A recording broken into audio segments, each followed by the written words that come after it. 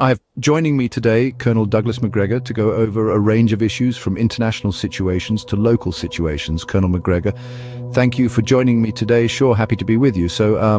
As you know, a couple of days ago at 4 in the morning, the Senate banded together to pass this $95 billion security bill to give money to Ukraine, Israel and Taiwan.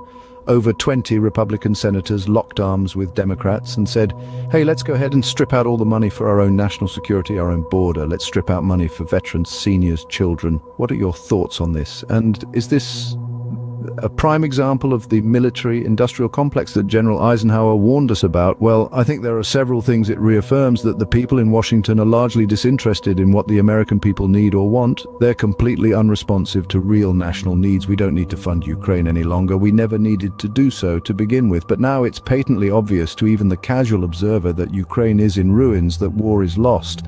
And if there was a shred of humanity in anyone in Washington, D.C., we would work to stop this terrible war immediately.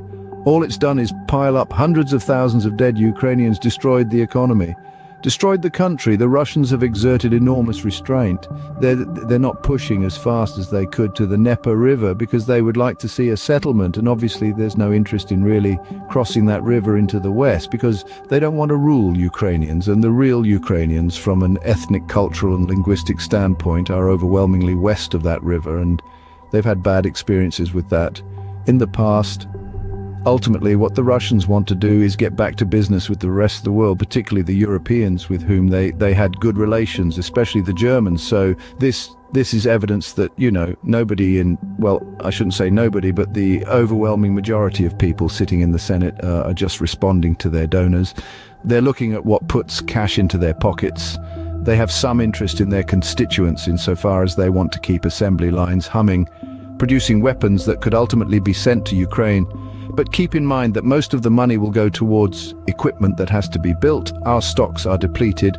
We don't have very much to send without completely endangering our own security. So that means that most of this money goes into production that the Ukrainians, assuming that there are any left any year, will not see for a year. So how serious can they be? You know, the notion that we should spend money on Taiwan at this point for defense and supposedly in the Western Pacific on the assumption that the Chinese are aggressive is just pure, unadulterated nonsense.